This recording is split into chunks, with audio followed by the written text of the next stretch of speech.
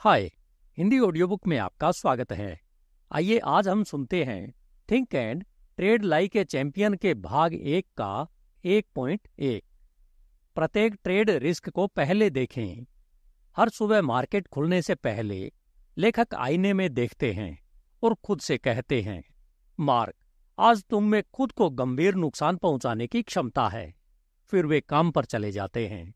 वे आत्मविनाश की अपनी क्षमता का सामना करने और उसे स्वीकार करने तथा ट्रेड में 2 सबसे महत्वपूर्ण शब्दों को हमेशा याद रखने के लिए यह छोटा सा अभ्यास करते हैं।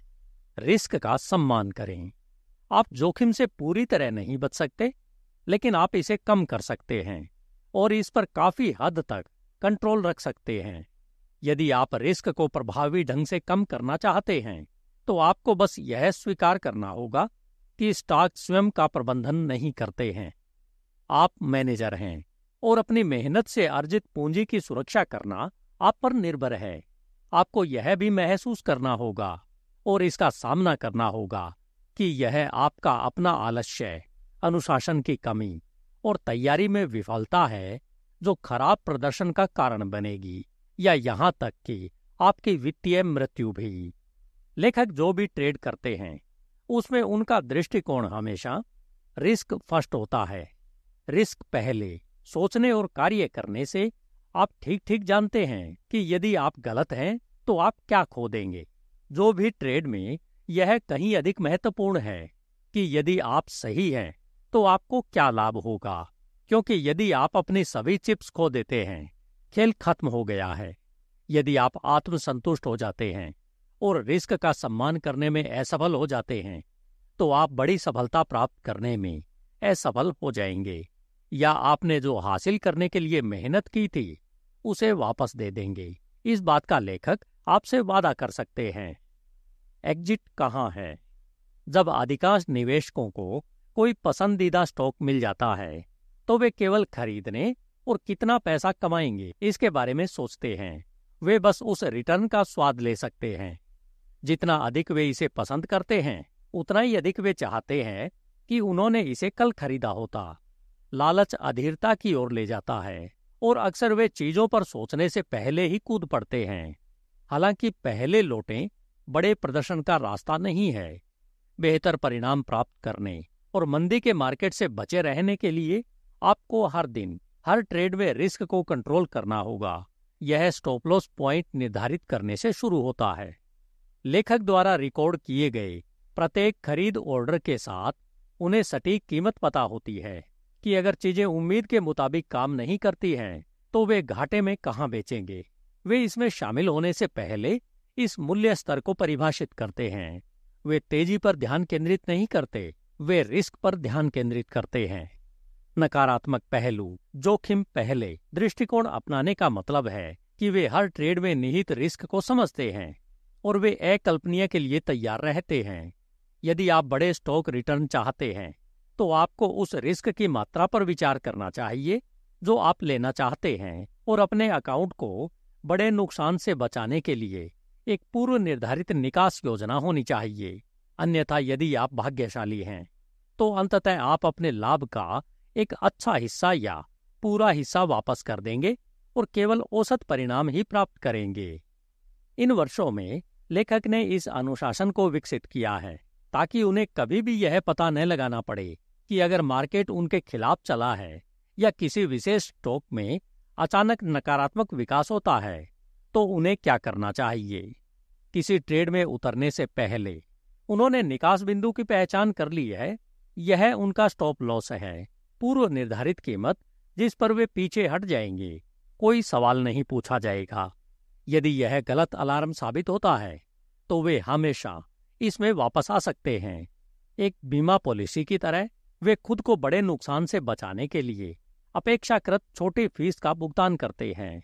दुर्भाग्य से अधिकांश निवेशक कभी भी स्टॉप लॉस का उपयोग नहीं करते हैं, या वे उन्हें आजमाते हैं, रुक जाते हैं, और जब उनके द्वारा बेचा गया स्टॉक पलट जाता है और वापस ऊपर चला जाता है तो वे कहते हैं, मैं फिर कभी इस तरह की बेवकूफ़ी नहीं करूंगा। ऐसा इसलिए है क्योंकि वे सोचते हैं कि पहले लौटें, न कि रिस्क पहले। स्टॉप लॉस के बिना ट्रेड करना बिना ब्रेक के कार चलाने जैसा है। हो सकता है कि आप इसे कुछ बार ब्लॉक के आसपास कर सकें, लेकिन अगर आपने बिना ब्रेक के गाड़ी चलाई तो आपको क्या लगता है कि दुर्घटनाग्रस्त होने से पहले आप कितनी दूर तक जा सकते हैं? ट्रेडिंग के लिए भी यही सच है। जब आप स्टॉप लॉस सुरक्षा के साथ ट्रेड करने में विफल होते हैं तो आपके साथ एक बड़ी दुर्घटना होने की पूरी गारंटी है। कुछ ही समय की बात है, एक स्ट्रॉन्ग मार्केट आपको कुछ समय के लिए बिना सोचे समझे ट्रेड करने से बचा सकता है, लेकिन लेखक के अनुभव में जो लोग बिना रुके ट्रेड करते हैं वे अंततः ट्रेड करना बंद कर देते हैं। अनुशासन के बिना नियम निरर्थक है। यदि स्टॉक एक्स बिंदु तक गिर जाता है तो मानसिक रूप से रुकना अपने आप को बताना अच्छा नहीं है। यदि आप इसका अनुसरण नहीं करेंगे तो लेखक वहां से निकल जाएंगे। यह कभी भी ब्रेक का उपयोग किए बिना या केवल अवसर पर उनका उपयोग किए बिना गाड़ी चलाने जैसा है। मानसिक रुकावट के साथ समस्या यह है कि इसे भूलना बहुत आसान है और फिर खोने वाले व्यापार को पकड़कर रखें। अपने आप से कहें कि स्टॉक ठीक होने के बाद आप बेच देंगे। मुझे ब्रेक इवन पर वापस आने दो और मैं बाहर निकल जाऊंगा। स्टॉक नीचे जा सकता है जबकि घाटा बड़ा होता जा रहा है। अधिकांश ट्रेडर्स के लिए घाटे के गुब्बारे से बचना और भी कठिन हो जाता है। हर बड़ा नुकसान एक छोटे नुकसान के रूप में शुरू होता है। किसी ट्रेड को बड़े नुकसान से बदलने से बचने का एकमात्र तरीका कंट्रोल से बाहर होने से पहले एक छोटे नुकसान को स्वीकार करना है। ट्रेड के 3 दशकों से अधिक समय में लेखक को इसका कोई बेहतरीन तरीका नहीं मिला। भावनात्मक स्टॉप लॉस से बचें। हर किसी का एक भावनात्मक स्टॉप लॉस होता है, चाहे वे इसे पसंद करें या नहीं। जिस बिंदु पर आप इसे और नहीं सह सकते वह आपका भावनात्मक पड़ाव है। अधिकांश निवेशकों के लिए आपका भावनात्मक पड़ाव उस बिंदु से कहीं आगे है जो गणितीय समझ में आता है। इसके बजाय यह इतना बड़ा नुकसान है कि महत्वपूर्ण वित्तीय और मनोवैज्ञानिक क्षति हो सकती है। अपने भावनात्मक पड़ाव को प्रभावित करने के लिए पर्याप्त ट्रेडों की अनुमति दें और आप निश्चित रूप से अपनी पूंजी के अलावा अपने आत्मविश्वास को भी नुकसान पहुंचाएंगे और परिणाम स्वरूप आगे चलकर आपके लिए अच्छे ट्रेडिंग निर्णय लेने की संभावना कम होगी। मैंने कुछ पंडितों को यह कहते सुना है कि स्टॉप लॉस के साथ ट्रेड करना मूर्खतापूर्ण है। कोई मूर्ख ही ऐसा बयान दे सकता है। लेखक कभी ऐसे स्टॉक ट्रेडर्स से नहीं मिले जो लगातार बड़ा रिटर्न देते हों लेकिन किसी प्रकार के स्टॉप लॉस सुरक्षा के बिना कारोबार करते हों। दूसरी ओर उन्होंने अनगिनत औसत प्रदर्शन करने वालों को इसके बिना ट्रेड करते देखा है और उनमें से कई ने सब कुछ खो दिया और छोड़ दिया। अनैच्छिक निवेशक न बने। निवेशक गलतियां स्वीकार करने से नफरत करते हैं, इसलिए वे युक्तिसंगत बनते हैं। शौकीन लोग सही होने पर व्यापारी और गलत होने पर निवेशक बन जाते हैं। जब जो चीज ट्रेड के रूप में शुरू हुई थी वह उनके खिलाफ हो जाती है और नुकसान उठाना शुरू कर देती है तो अचानक वे एक दीर्घकालीन निवेशक बन जाते हैं। वे वही बन जाते हैं जिसे जेसी लिवरमोर ने अनैच्छिक निवेशक कहा है, एक ऐसा व्यक्ति जो छोटे मुनाफे और बड़े नुकसान की कड़वी फसल काटता है, जो कि आप जो हासिल करना चाहते हैं उसके बिल्कुल विपरीत है। कोई भी निश्चित रूप से यह नहीं जान सकता है कि कोई स्टॉक केवल एक निश्चित मात्रा में गिरेगा और फिर ऊपर जाएगा। आप कैसे बता सकते हैं कि जब 10 या 15% पुल बैक, 50 या 60% गिरावट की शुरुआत है या इससे भी बदतर? आप नहीं कर सकते। यदि आपको पता होता कि आपका स्टॉक गिरने वाला है तो क्या आप इसे पहले ही खरीद लेते? बिल्कुल नहीं। औसतन समय के साथ आपके केवल 50% खरीदारी ही सही होने की संभावना है। सबसे अच्छे ट्रेडर स्वस्थ मार्केट में लगभग 60 या 70% समय जीतने वाले स्टॉक चुन सकते हैं। वास्तव में आप अपने स्टॉक चयन में 50% सही हो सकते हैं और फिर भी बड़ी सफलता का आनंद ले सकते हैं, लेकिन केवल तभी जब आप अपने घाटे को कंट्रोल में रखें और अनैच्छिक निवेशक बनने से बचें। आप 2 या 3 ट्रेडों में से केवल एक बार जीतने वाले शेयरों को चुनकर पैसा कमा सकते हैं, लेकिन केवल तभी जब आप अपने हारे हुए शेयरों को बेच देते हैं, इससे पहले कि वे एक बड़ा झटका दें। आपको किसी लॉस वाले ट्रेड को क्यों रोके रखना चाहिए? इसके लिए तर्क वितर्क, कारण और औचित्य बताने से बचना चाहिए। आपको हमेशा पहले से ही वह कीमत निर्धारित कर लेनी चाहिए जिस पर आप अपना स्टॉप लॉस निर्धारित करते हैं। फिर इसे लिखें, इसे पोस्ट इट पर रखें और कीमत पहुंचने पर आपको अलार्म भेजने के लिए अपने कंप्यूटर को प्रोग्राम करें। आप अपने ब्रेकर के साथ स्टॉप ऑर्डर भी लगा सकते हैं जो आपके मूल्य लक्ष्य तक पहुंचने पर स्वचालित रूप से ट्रिगर हो जाएगा। मुख्य बात यह है कि आप बिना किसी हिचकिचाहट के अपना नुकसान तुरंत कम कर लें। बाद में जब आप अपने ट्रेडिंग परिणामों की जांच करते हैं तो आप अपने अगले ट्रेड के लिए कुछ समायोजन करने का निर्णय ले सकते हैं। हो सकता है कि आपको बार बार रोका जा रहा हो क्योंकि आपके स्टॉप बहुत तंग हैं, या आपका नुकसान बहुत बड़ा हो सकता है क्योंकि आपका स्टॉप लॉस पर्याप्त रूप से सीमित नहीं है। इससे पहले कि आपको पता चले कि आप गलत स्टॉक में हैं या आपकी टाइमिंग खराब है, आपको स्टॉक में इतनी गिरावट नहीं आने देनी चाहिए कि बड़ी क्षति हो जाए। यदि आपका लक्ष्य बड़ा प्रदर्शन है तो बड़े नुकसान बिल्कुल अस्वीकार्य और प्रतिकूल है। कितना रिस्क बहुत ज्यादा है। आपको अपना घाटा निश्चित रूप से 10% या उससे कम रखना चाहिए क्योंकि घाटा ज्यामितीय रूप से आपके विरुद्ध काम करता है। जैसे जैसे आप 10% के निशान से दूर होते जाते हैं, नुकसान आपके विरुद्ध बढ़ता जाता है। 5% की गिरावट को बराबर करने के लिए 5.26% की बढ़त की आवश्यकता होती है। 10% हानि के साथ बराबर होने के लिए 11% लाभ की आवश्यकता होती है। 40% हानि के लिए 67% लाभ की आवश्यकता होती है। 50% हानि होने के बाद लाभ 100% होना चाहिए। और यदि आपकी स्थिति 90% गिरावट है तो आपको बराबर होने के लिए 900% लाभ की आवश्यकता होगी। आप जो स्टॉक खरीदते हैं उनमें से कितने स्टॉक 900%, 100% या 67% तक बढ़ते हैं? 10% हानि लेखक का अधिकतम भत्ता है, हालांकि उनका औसत उससे बहुत कम है। बकिंग ब्रोकोन से बचें। यदि कोई स्टॉक अत्यधिक अस्थिर है, नाटकीय उतार चढ़ाव के साथ रिस्क को कंट्रोल करने के लिए अपेक्षाकृत सख्त स्टॉप लॉस का उपयोग करके ट्रेड करना एक कठिन मुद्दा होगा। स्टॉक की बेतहाशा गतिविधियों के कारण इस बात की बहुत अधिक संभावना है कि आपको बाहर कर दिया जाएगा, भले ही स्टॉक में सामान्य रूप से उतार चढ़ाव हो।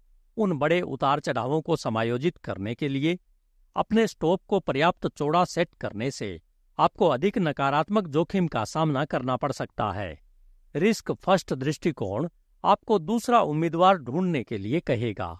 ट्रेड करने के लिए बहुत सारे स्टॉक हैं। स्टॉक को कोरल के घोड़ों के रूप में सोचें। जब तक आप एक साहसी रेडियो सवार नहीं होते जिसकी सामान्य बुद्धि से अधिक हड्डियां टूटी होती, आप एक बकिंग ब्रोको को क्यों चुनते? निश्चित रूप से ब्रोको पॉइंट ए से पॉइंट बी तक पहुंच सकता है, ठीक उसी तरह जैसे एक अस्थिर स्टॉक $20 से $40 प्रति शेयर तक जा सकता है, लेकिन वह अंतिम लक्ष्य एक कीमत पर आता है। अंतिम उद्देश्य आपके लिए उस घोड़े पर बने रहना है, बिना किसी रोक टोक के। एक स्टॉक पॉइंट ए से पॉइंट बी तक जा सकता है, लेकिन महत्वपूर्ण सवाल यह है कि क्या आप इसमें बने रह पाएंगे? आपको एक घोड़े की आवश्यकता है जो इसे बाड़े से दूसरी तरफ ले जा सके, लेकिन इतनी अधिक अस्थिरता के बिना कि आप गंदगी में मुंह के बल गिर जाएं और गेट के ठीक बाहर रौंद दिए जाएं। यदि आप सबसे अधिक अस्थिर को लक्षित करते हैं तो आप बहुत दर्द और पेप्टोबिस्मोल से गुजरेंगे और आप दोनों से काफी पिटा हुआ महसूस करेंगे। रिस्क फर्स्ट दृष्टिकोण यह है कि हिरन वाले ब्रोंको से बचें जो आपको पहले मौके पर अपनी पीठ से उतार देगा, और इसके बजाय एक आज्ञाकारी घोड़े पर ध्यान केंद्रित करें जो आपको सवारी के लिए ले जाता है। लेखक ने यह सबक कई साल पहले अपने चाचा के खेत की यात्रा पर सीखा था। वाह, वहां ब्लैक आर्डिक जब लेखक 10 साल के थे, उन्होंने कनेक्टिकट में अपने अंकल जॉन के घोड़ा फार्म बोनीज एकर्स का दौरा किया। वहां एक छोटा काला घोड़ा था जो उनके जैसे युवा सवार के लिए बिल्कुल उपयुक्त लग रहा था, सिवाय इसके कि ब्लैक आर्किड की किक और बकिंग के लिए खराब प्रतिष्ठा थी। जैसे ही लेखक इस घोड़ी पर चढ़ा, वह एकदम एक पेड़ की ओर उड़ गई, जहां एक निचली लटकती शाखा ने उन्हें गिरा दिया और उनका चेहरा काट दिया। आप सोचेंगे कि इससे लेखक को यह सबक मिल गया होगा कि उन्हें किस घोड़े की सवारी करनी है। दुर्भाग्यवश नहीं। कुछ महीने बाद जब वे अंकल जॉन के फार्म पर वापस आए, तो वे फिर से ब्लैक आर्किड पर गए। इस बार उसने दौड़ना बंद कर दिया और बीच में ही आगे बढ़ना शुरू कर दिया। उन्हें धक्का लगा और वे ऊपर नीचे तब तक उछलते रहे जब तक कि ब्लैक आर्किड ने उन्हें उसकी पीठ से नहीं गिरा दिया। फिर उन्हें यह दिखाने के लिए कि बॉस कौन है, वह उनकी पीठ पर खुर से निशान छोड़ते हुए सीधे उनके ऊपर दौड़ी। सौभाग्य से उन्हें ज्यादा चोट नहीं आई। अंकल जॉन और लेखक के चचेरा भाई डीन उनके पास दौड़कर पहुंचे। क्या तुम ठीक हो मार्क? उनके चाचा ने पूछा। उन्होंने चकित मुस्कान के साथ उनकी ओर देखा और कहा, अंकल जॉन, क्या आपने देखा कि मैं कितनी तेजी से जा रहा था? ओह, लेखक की गति थोड़ी देर के लिए थी, लेकिन वे बाड़े के दूसरी तरफ कभी नहीं पहुंच पाए। जब जब भी लेखक किसी स्टोक को देखते हैं तो उन्हें ब्लैक आर्किड की याद आती है। क्या वे अपनी पीठ पर खुरों के निशान के साथ मिट्टी में औंधे मुंह गिर जाएंगे? क्योंकि उन्होंने खुद को अत्यधिक अस्थिर स्थिति में काठे में बांधने का फैसला किया है। स्टॉक ट्रेडिंग के लिए घबराहट पैदा करने वाला अनुभव होना जरूरी नहीं है। इसके लिए बस ठोस व्यापारिक सिद्धांतों पर आधारित एक अच्छी योजना की आवश्यकता है। उस योजना का एक हिस्सा उन ट्रेडों का त्याग करना है जिनमें बहुत अधिक जोखिम होता है। ब्लैक आर्किड को स्टॉक मार्केट में छोड़ दें और अल्फा नाम के एक अच्छे घोड़े की तलाश करें जो आपके साथ भी दूरी तय करने में सक्षम हो। रिस्क का समर्थन करना। लेखक का स्टॉप लॉस वास्तव में उनकी चयन प्रक्रिया का एक महत्वपूर्ण हिस्सा है। वे किसी विशेष नाम पर अपना ध्यान केंद्रित कर सकते हैं, लेकिन वे तब तक कोई स्टॉक नहीं खरीदने जा रहे हैं जब तक कि यह उन्हें कम जोखिम वाला प्रवेश बिंदु प्रदान न करे। जब आप बेचते हैं तो आप रिस्क को कंट्रोल नहीं करते हैं। जब आप खरीदते हैं तो आप इसे कंट्रोल करते हैं। जब आप बेचते हैं तो आप बस नुकसान उठाते हैं। लेकिन नुकसान पहले से ही पूर्व निर्धारित होना चाहिए और इसका गणितीय अर्थ होना चाहिए। यदि आपका अपेक्षित लाभ केवल 10% या 15% है, तो क्या आप 25% की हानि बर्दाश्त कर सकते हैं? यदि आप लगातार रिस्क से अधिक इनाम वाले स्टॉक खरीदते हैं, तो समय के साथ आप अच्छी स्थिति में होंगे क्योंकि आपके पास बढ़त होगी। लेकिन यदि आप बाधाओं को अपने विरुद्ध रखते हैं और लाभ से अधिक जोखिम उठाते हैं, तो आप कैसीनो में भी जा सकते हैं। खतरे के बिंदु के निकट ट्रेड। अपने रिस्क को कंट्रोल करने के लिए लेखक अपनी खरीद को जितना संभव हो सके अपने स्टॉप के करीब दर्ज करना चाहते हैं। इसे खतरे के बिंदु के करीब ट्रेड के रूप में जाना जाता है। सामान्य व्यवहार को असामान्य से अलग करना एक महत्वपूर्ण कौशल है जिसे विकसित करने में आपको समय लगाना चाहिए। प्रतिशत गिरावट के आधार पर ब्रेकआउट खरीदना और स्टॉप सेट करना एक अच्छी शुरुआत है और संभवतः यह आपको अधिकांश ट्रेडर से आगे रखेगा। हालांकि वास्तव में महान ट्रेडर जानते हैं कि खतरनाक मूल्य कार्रवाई से उचित मूल्य कार्रवाई को कैसे समझा जाए, और वे उस बिंदु के करीब ट्रेड करते हैं जिस पर स्टॉक चेतावनी देता है और ट्रेड में खटास आती है। इष्टतम स्टॉप लॉस प्लेसमेंट का लक्ष्य इसे ऐसे लेवल पर सेट करना है जो स्टॉक की कीमत को सामान्य उतार चढ़ाव के लिए पर्याप्त जगह देगा, लेकिन खतरे के बिंदु के काफी करीब होगा, जो गणितीय रूप से बहुत अधिक जोखिम नहीं है। स्मार्ट ट्रेडर अपने स्वयं के प्रचलित अंकगणित की वास्तविकता के अनुरूप अंतर्निहित तकनीकी कार्रवाई के आधार पर स्टॉप निर्धारित करते हैं। खतरे के बिंदु के निकट ट्रेड करने का अर्थ है कम रिस्क वाली प्रविष्टियों का ट्रेड करना। जाने कि आप क्या कंट्रोल करते हैं। जब रिस्क शामिल होता है तो यह मानव स्वभाव है कि वह हर चीज को कंट्रोल करना चाहता है। ट्रेडिंग में केवल कुछ ही चीजें होती हैं जिन पर आपका कंट्रोल होता है। दरअसल ट्रेडिंग में केवल 4 चीजें हैं जिन्हें आप सीधे कंट्रोल कर सकते हैं। ट्रेड करने से पहले आप कंट्रोल करते हैं। नंबर 1, आपने क्या खरीदा। नंबर 2, आप कितना खरीदते हैं। नंबर 3, आपने जब खरीदा। ट्रेड करने के बाद आप कंट्रोल करते हैं। नंबर 4, जब आप बेचते हैं। बस इतना ही। ट्रेड करने से पहले 3 निर्णय और ट्रेड में शामिल होने के बाद आपको केवल एक निर्णय लेना है। एक बार जब आपके पास स्टॉक हो जाता है तो आप यह कंट्रोल नहीं कर सकते कि यह ऊपर जाए या नीचे, जितना आप मौसम को प्रभावित कर सकते हैं। बिल्कुल मौसम की तरह यह जो कुछ भी करने जा रहा है वह करने जा रहा है। आप अपना शोध करते हैं, अपना स्थान लेते हैं और अपने मानदंडों के आधार पर सफलता की आशा करते हैं। लेकिन क्या होगा यदि चीजें आपकी आशा के अनुरूप काम न करें? यह जानने से कि आप क्या कंट्रोल करते हैं, आपको चीजों को परिप्रेक्ष्य में रखने में मदद मिलेगी और अपना ध्यान और ऊर्जा इस पर केंद्रित करेंगे कि आप अपने रिस्क को प्रतिबंधित करने के लिए क्या कर सकते हैं। केवल एक निर्णय के साथ जिस पर ट्रेड करने के बाद आपका सीधा कंट्रोल होता है। कल्पना करें कि वह निर्णय कितना महत्वपूर्ण होगा। कौन सही है और कौन गलत हो सकता है। किसी स्टॉक में अपने नुकसान में कटौती करने का निर्णय लेने के लिए आवश्यक है कि आप इस धारणा को स्वीकार करें कि केवल आप ही गलत हो सकते हैं। मार्केट कभी गलत नहीं होता। अधिकांश ट्रेडर्स के लिए अहंकार के कारण इसे स्वीकार करना एक बहुत कठिन वास्तविकता है। हम सभी में अहंकार होता है, लेकिन जब अहंकार आपके निवेश निर्णयों को संचालित करता है तो लास्ट रिजल्ट शायद ही कभी अच्छा होता है।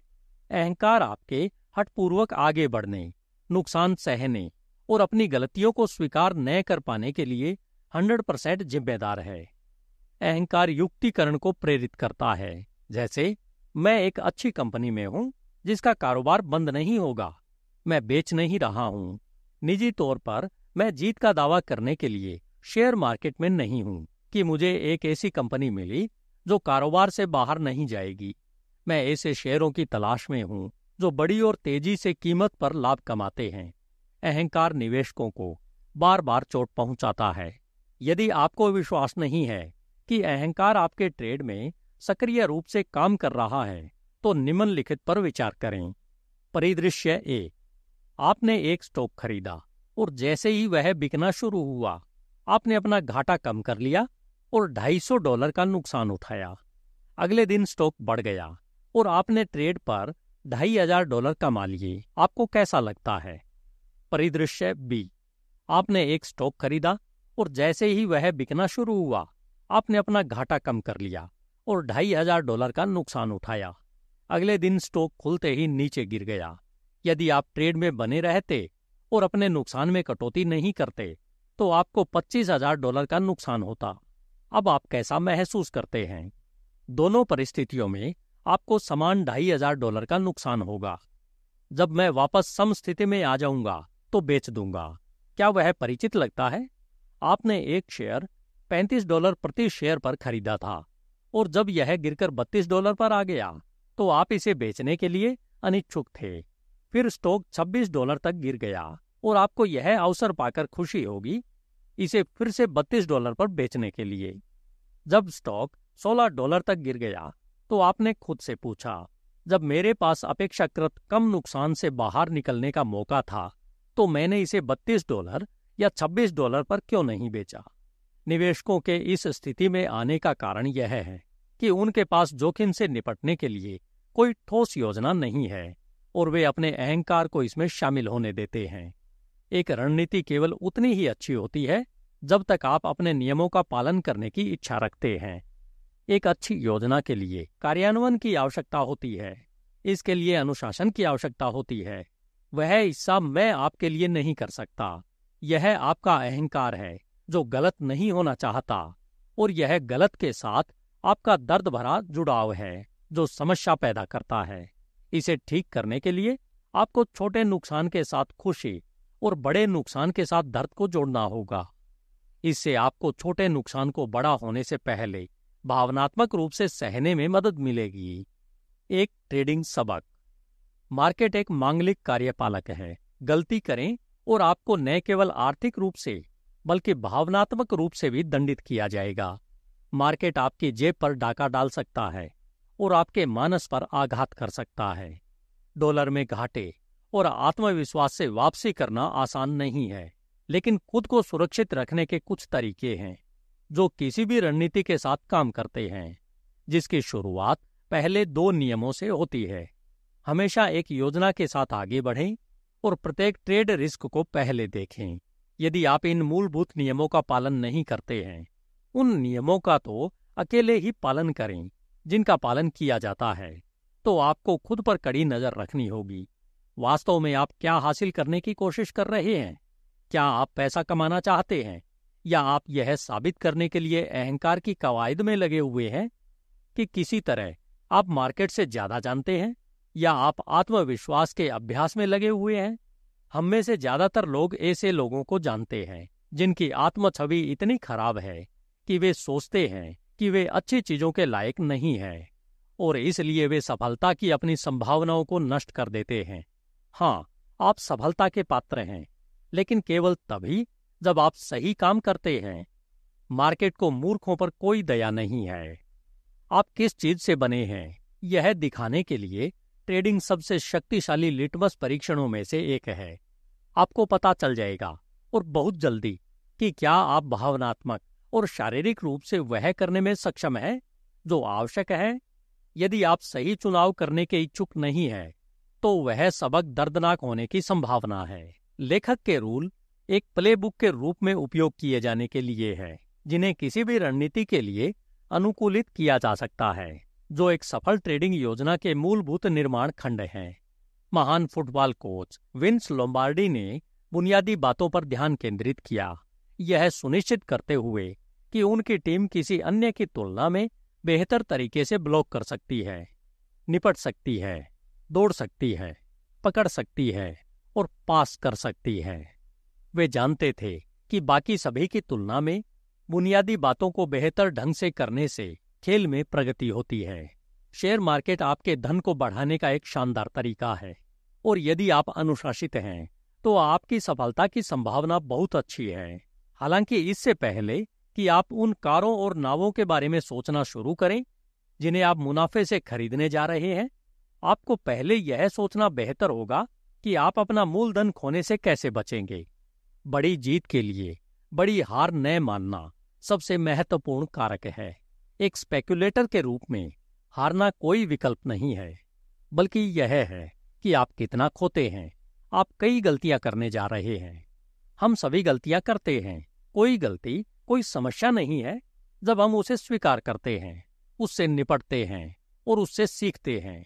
लेकिन जब हम आगे बढ़ते हैं और झुकने से इनकार करते हैं, तब सब कुछ बर्बाद हो जाता है और छोटी समस्याएं बड़ी समस्याओं में बदल जाती है। यह ट्रेड और जीवन में सच है। शेयर बाजार में दीर्घकालीन सफलता का आशा या भाग्य से कोई लेना देना नहीं है। जीतने वाले स्टॉक ट्रेडर्स के पास नियम और एक सुविचारित योजना होती है। इसके विपरीत हारने वालों के पास नियमों का अभाव होता है, या यदि उनके पास नियम हैं तो वे बहुत लंबे समय तक उन पर टिके नहीं रह सकते। वे भटक जाते हैं। याद रखें, हमेशा रिस्क फर्स्ट ट्रेड करें। अनुशासनहीनता, अशिक्षित और ध्यान केंद्रित न करने वालों को किनारे कर दिए जाने या गरीब घर में चले जाने के बाद भी लंबे समय तक खेलते रहते हैं। धन्यवाद। HindiAudiobook.com। आपका दिन शुभ हो। अगर आप इस बुक को बिना किसी एडवर्टाइजमेंट के पूरा सुनना चाहते हैं, तो आप HindiAudiobook.com पर लॉगिन करें और इस बुक का लाभ उठाएं।